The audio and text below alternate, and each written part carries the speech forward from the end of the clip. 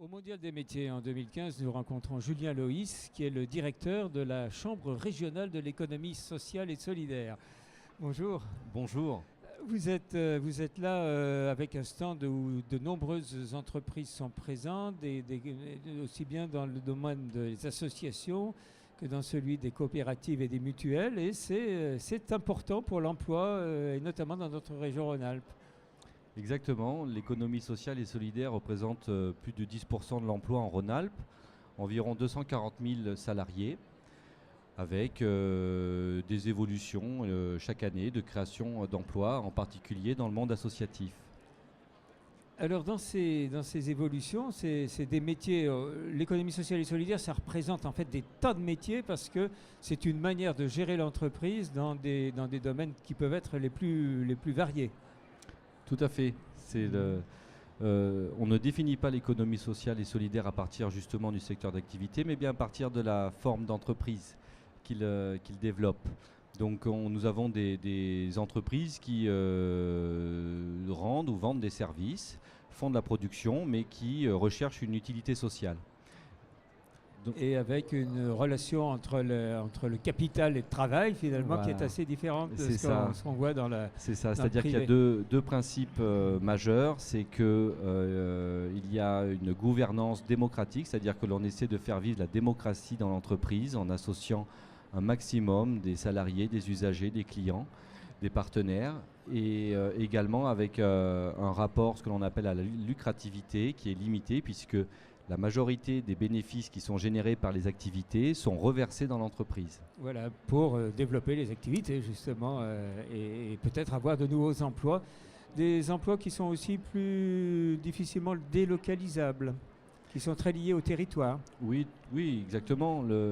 Les entreprises de l'économie sociale et solidaire sont des entreprises de personnes, donc très ancrées sur leur territoire, qui développent des produits ou des services qui répondent à la population de leur territoire et qui appartiennent le plus souvent donc, à ses propres bénéficiaires. Donc du coup, c'est difficile de délocaliser.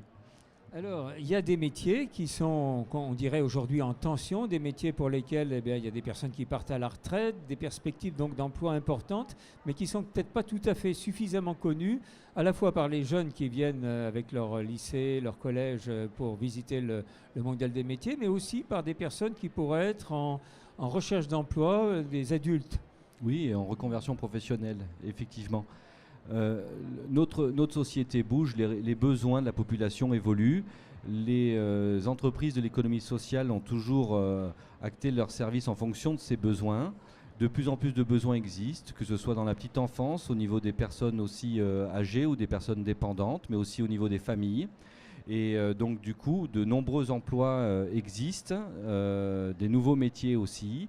Et voilà, nous retrouvons un grand nombre d'entreprises qui recherchent du monde et qualifiés. Hein. Donc ce sont des métiers qualifiés. Donc ça, je tiens à le préciser.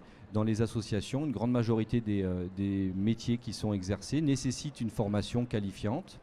Donc voilà, il y a une formation à faire et après il y a du boulot. Voilà, alors des formations qui sont souvent, je pense au service à la personne, qui sont souvent vues sous un angle qui n'est pas celui de l'évolution aujourd'hui de ces services. Vous disiez qualifié, c'est quelque chose dans lequel la relation avec la personne, avec tout ce que ça suppose de délicatesse et finalement de compétences, c'est quelque chose qui est peut-être pas suffisamment compris et qui a besoin d'être mieux perçu par le public. Ce qui importe, c'est la qualité du service.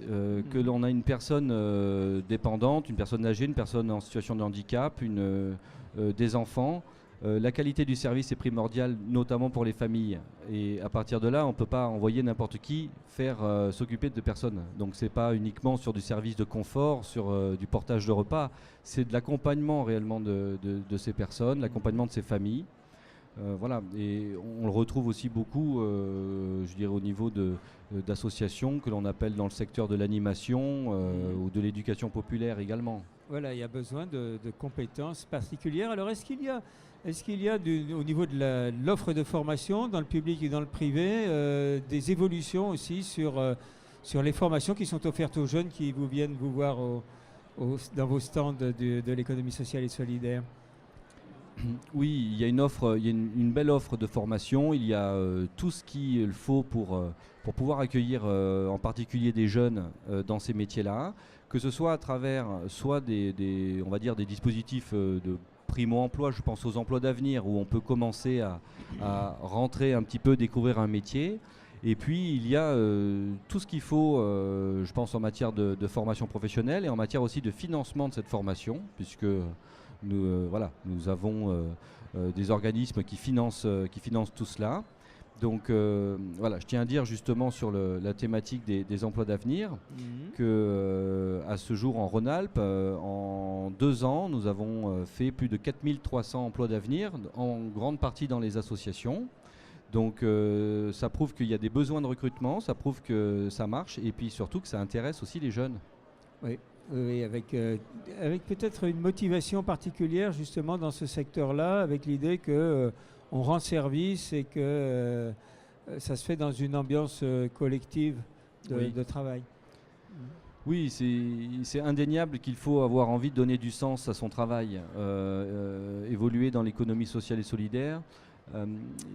C'est évoluer dans des structures qui sont collectives, donc qui regroupent plusieurs personnes. Il faut aimer le groupe, il faut aimer le collectif, il faut aimer partager des idées, débattre, et puis il faut aimer s'engager, pouvoir faire en sorte en tout cas de notre société évolue en mieux. On dit souvent d'ailleurs que l'économie sociale, c'est le vivre ensemble et le agir ensemble, donc c'est d'actualité. Alors il y a une évolution aussi, notamment du côté des coopératives, dans l'appropriation de nouvelles technologies. On est dans une région Rhône-Alpes où la recherche est bien développée.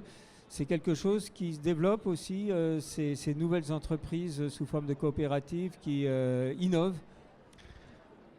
Oui, ça démarre. Ça démarre. Notre objectif, c'est justement de pouvoir faire plus de liens entre l'innovation, on va dire, technologique et puis ce que l'on appelle l'innovation sociale, c'est-à-dire donc toute la réponse à ces besoins sociaux. Donc de nouvelles entreprises se créent avec ce qu'on appelle beaucoup d'entrepreneurs sociaux. C'est des entrepreneurs qui ont envie aussi de donner du sens à leur entreprise.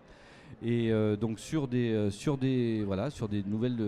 nouveaux secteurs, je pense au serious game, donc je pense à la question aussi de la gestion des déchets, là où il y a un lien fort entre innovation technologique et réponse à des besoins sociaux. Très bien. Alors, toutes les formations qui sont nécessaires pour s'engager dans des métiers de l'économie sociale et solidaire, c'est des formations qui sont à tous les niveaux, depuis les niveaux CAP jusqu'au niveau du diplôme d'État. Oui, tout à fait. Ça peut aller du titre professionnel délivré par le ministère du Travail, très accessible, à un diplôme d'État ou même un diplôme universitaire. Très bien. Vous avez récemment signé un contrat sectoriel pour l'économie sociale et solidaire entre la CRES que vous représentez, la Chambre régionale d'économie sociale et solidaire, et puis l'État, la région et encore d'autres partenaires locaux ou institutionnels. Oui, c'est une formidable avancée. Nous avons eu en 2014 la loi relative à l'économie sociale qui a été adoptée au mois de juillet. Et en Rhône-Alpes, nous avons ce contrat sectoriel qui réunit donc, vous l'avez dit, la CRES, l'État, la région, la Caisse des dépôts et consignations. Qui apporte de l'argent. Et bien sûr, et les acteurs de l'économie sociale aussi. Nous mettons tous autour de la table. Et 15 collectivités territoriales, donc des départements, la métropole de Lyon, la ville de Lyon et de nombreux autres qui sont tous engagés autour d'une stratégie commune de développement de l'économie sociale. On commence quelques mois après à avoir déjà quelques retombées de cet accord. On sent un renforcement du secteur. On sent une volonté, on sent des deux côtés, du privé et donc de l'ESS et du public. Dans le privé, on sent une volonté des acteurs de beaucoup plus travailler ensemble, de mieux se connaître, de développer aussi des affaires entre eux, de développer de la coopération. Et puis on se rend compte au niveau des acteurs publics qu'il y a un intérêt vraiment croissant, très fort, ou en tout cas une volonté de vraiment inclure l'économie sociale dans leur politique publique. Et ça, en tout cas, la CRES, nous sommes beaucoup sollicités là-dessus. Très bien. Si des jeunes ou des parents ou des personnes en recherche d'emploi cherchent à en savoir plus sur l'économie sociale et solidaire, vous avez un site web, il y a des systèmes d'information spécifiques où on peut... Oui, nous avons 2 sites web. Un site web sur la CRES, donc la chambre régionale, donc cres-ra.org. ERA comme Rhône-Alpes, bien sûr. ERA comme Rhône-Alpes. Et puis nous avons un site qui présente plus les initiatives qui s'appelle Rhône-Alpes Solidaire. .org aussi, et donc là en fonction aussi des territoires il y a des focus sur les entreprises et les exemples d'initiatives. Très bien. Il y a aussi d'ailleurs beaucoup d'offres d'emploi sur ce site. Parfait. Eh ben, on va y renvoyer Rhône-Alpes Solidaire. Merci Julien Loïs. Merci à vous.